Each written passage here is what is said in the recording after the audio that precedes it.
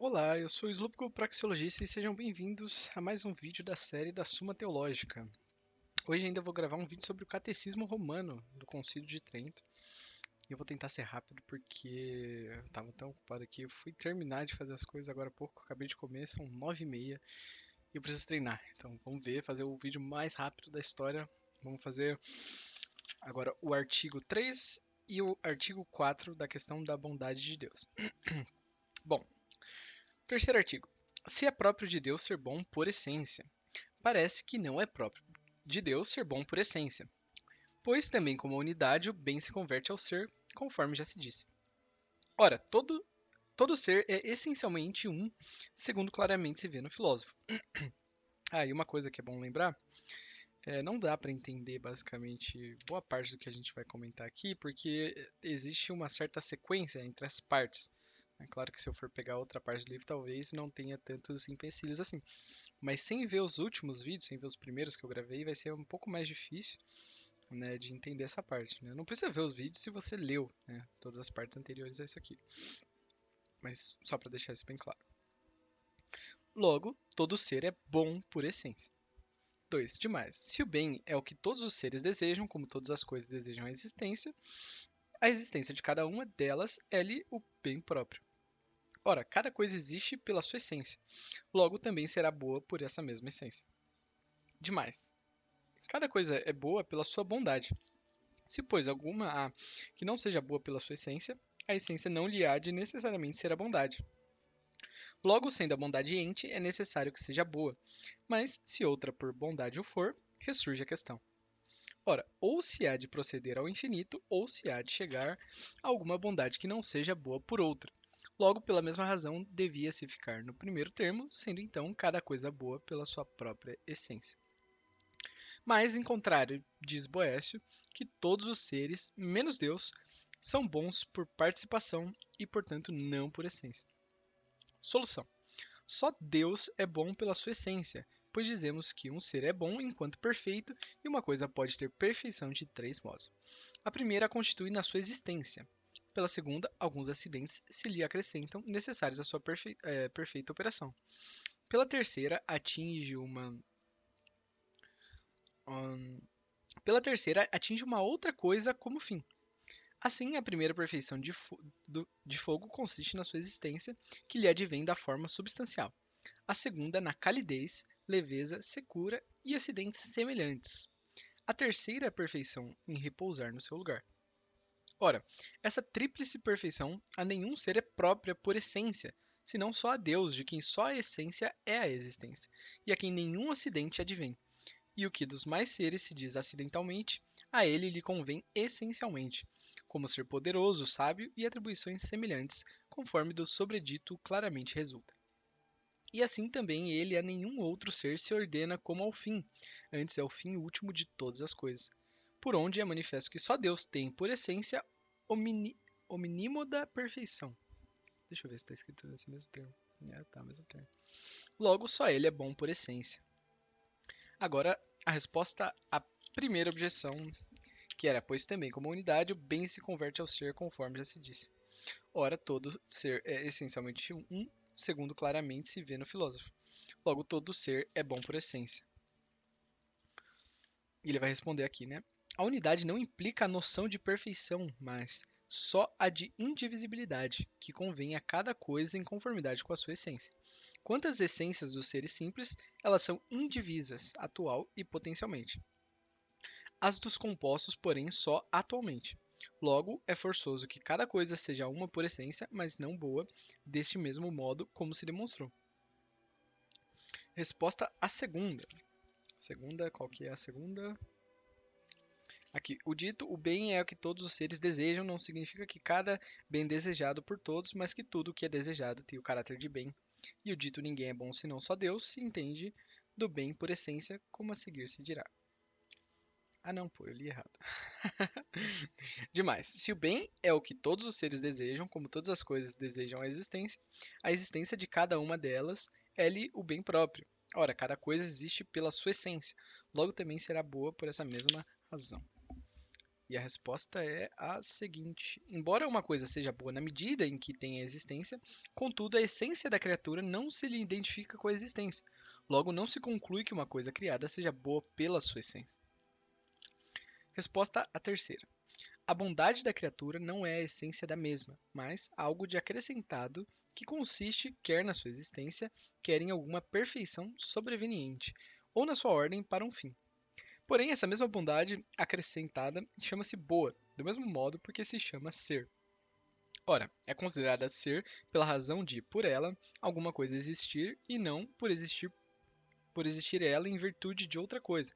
Logo, será considerada boa porque por ela alguma coisa é boa e não por ter alguma outra bondade que a torne tal. Caramba, isso ficou meio confuso. Vou tentar ler de novo aqui. Eu não vou cortar, mas só para eu entender. Cada coisa é boa pela sua bondade, se, pois, alguma há que não seja boa pela sua essência, a essência não lhe há de necessariamente ser a bondade. Logo, sendo a bondade ente, é necessário que seja boa. Mas, se outra por bondade o for, ressurge a questão. Ora, ou se há de proceder ao infinito, ou se há de chegar a alguma bondade que não seja boa por outra. Logo, pela mesma razão, devia-se ficar no primeiro termo, sendo então cada coisa boa pela sua própria essência. E ele responde: a bondade da criatura não é a essência da mesma, mas algo de acrescentado que consiste quer na sua existência, quer em alguma perfeição sobreveniente, ou na sua ordem para um fim. Porém, essa mesma bondade acrescentada chama-se boa, do mesmo modo porque se chama ser. Ora, é considerada ser pela razão de, por ela, alguma coisa existir e não por existir ela em virtude de outra coisa. Logo, será considerada boa porque, por ela, alguma coisa é boa e não por ter alguma outra bondade que a torne tal. Entendi. Então, o que ele está tentando dizer aqui é que a bondade não está necessariamente na essência do ser, mas que um ser pode ser bom por fazer bom, fazer o bem. Né? Será considerada boa porque por ela alguma coisa é boa. Então, através de x, y é bom. Faz sentido. Tá, vamos rápido porque já são 9h30, né? Se todas as coisas são boas pela bondade divina, artigo 4.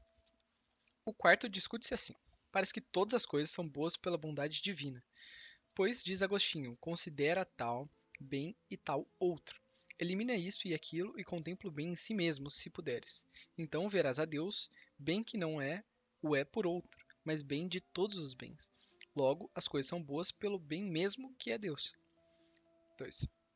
Como diz Boécio, todas as coisas se consideram boas enquanto ordenadas a Deus, e isso em razão da bondade divina. Logo, todas são boas em razão dessa bondade. Mas, em contrário, todas as coisas são boas enquanto existem. Ora, dizemos que existem não pelo ser divino, mas pelo próprio.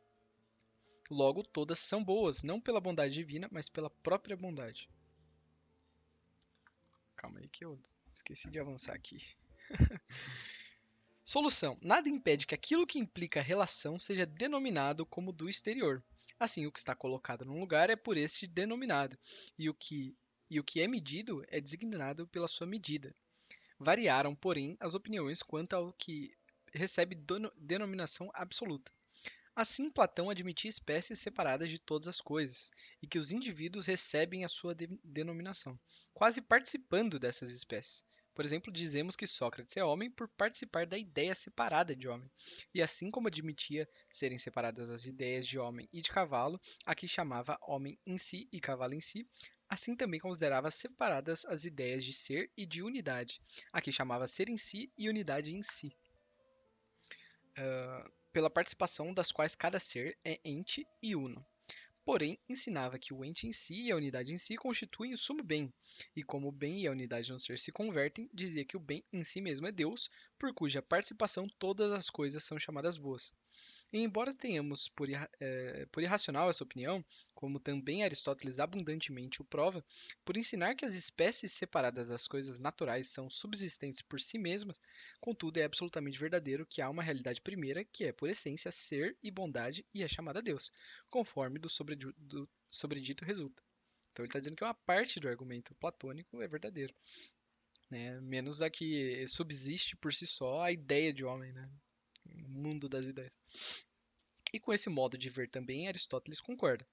Ora, É participando dessa realidade primária e essencialmente ser e bondade, por uma certa forma de assimilação, embora remota e deficiente, que as coisas podem ser consideradas seres e boas, como do sobredito se conclui. Assim, pois, a cada ser é bom pela divina bondade, princípio primeiro exemplar, efetivo e final de toda a bondade. Contudo, cada realidade é considerada boa também por uma semelhança da divina bondade, princípio primeiro exemplar, efetivo e final de toda a bondade.